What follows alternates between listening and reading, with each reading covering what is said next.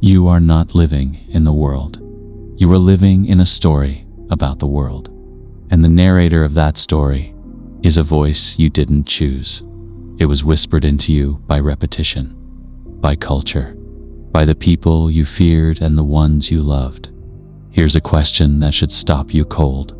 What if everything you think is you is just a collection of borrowed beliefs, keeping you locked inside a prison you can't see? Think of it like this. You're standing in an open field, yet every step forward feels like you're dragging chains. You don't see the bars. You don't hear the door slam, but you feel the weight.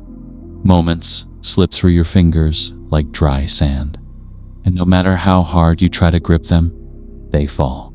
You think it's time, or chance, or fate, but maybe it's belief. Beliefs so ingrained, they're invisible.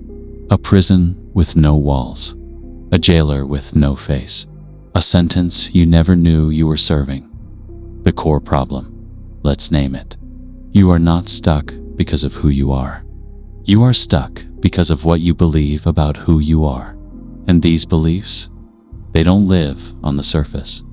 They live underground. They were formed in moments of vulnerability, crystallized through pain, reinforced by fear. This is the invisible prison. Cognitive dissonance, the gut-level discomfort. When your actions betray your values, attachment patterns, the ways you still chase. Validation from ghosts of your childhood. Conditioning, the stories you were told about what's acceptable, what's safe, what's realistic. But here's the trick. You can't escape something you can't see. You can't fight a war when you don't even know who the enemy is. Your brain is wired for consistency.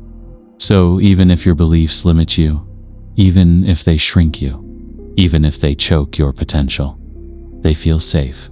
Because safe is familiar, and familiar feels like truth. So you stay.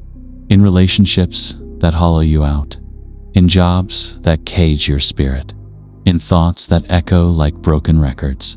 Not because you're weak, but because some part of you believes this is all you deserve. The deep dive break down the psychology. Let's get surgical. The brain is a pattern detecting machine. It doesn't care if a belief is helpful. It only cares if it's consistent. If pain followed risk in childhood, your nervous system writes that as law. Risk equals punishment. So decades later, when opportunity knocks, the fear isn't logical. It's biological. You don't remember the script, but your body does. This is called emotional conditioning. And it's not just theory, it's architecture. Beliefs are the blueprint. Behaviors are the structure. Reality is the house you unknowingly build around yourself.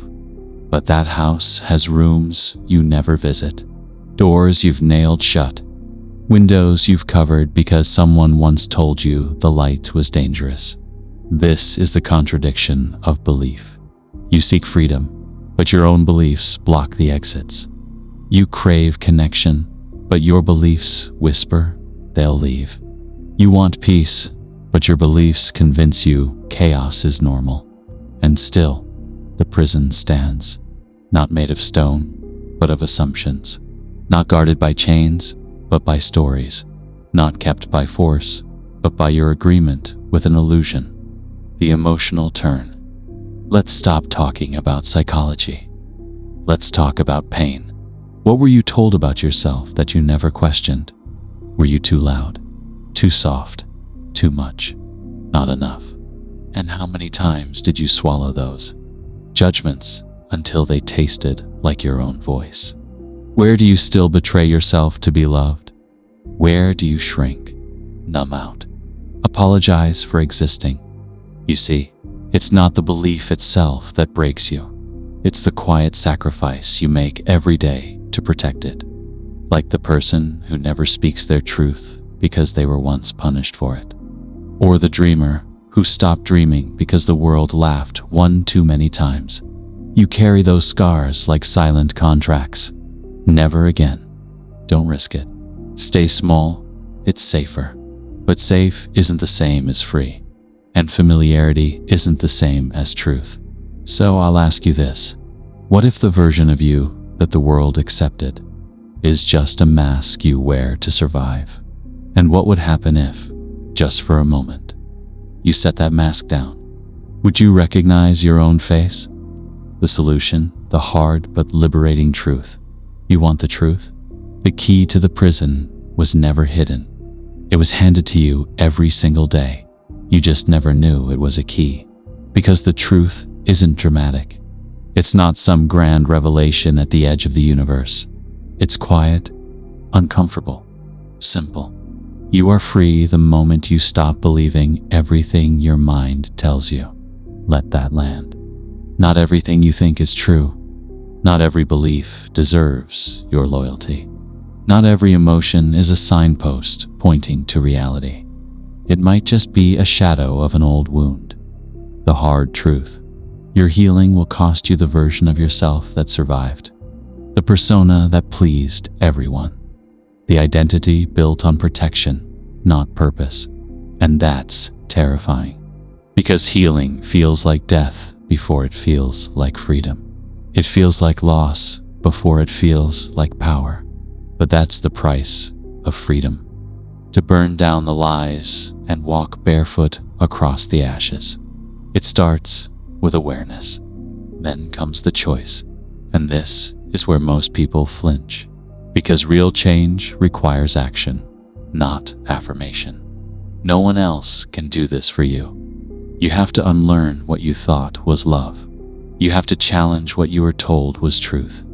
You have to step outside the familiar and face the silence. And in that silence, you will meet yourself. Not the version built by fear. Not the version shaped by shame. But the raw, unfiltered core of who you are. The one who existed before the stories began. And when you meet them, you remember? You were never broken, just buried.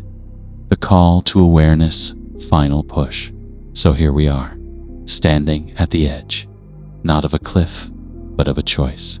You can walk back into the prison, reinforce the bars with your own hands, pretend the lie is more comfortable than the truth, and live a life that fits like a costume polished on the outside, hollow within. Or you can walk out, one belief at a time, one uncomfortable truth at a time. Tear off the mask. Let the walls crumble. Feel everything you spend years avoiding. And in that chaos, find clarity. The invisible prison only holds those who forget they have a key. So I'll leave you with this. Are you ready to stop living the story they gave you? And finally, write the one that's yours. Because the door is open. It always has been. The only question is, will you walk through it?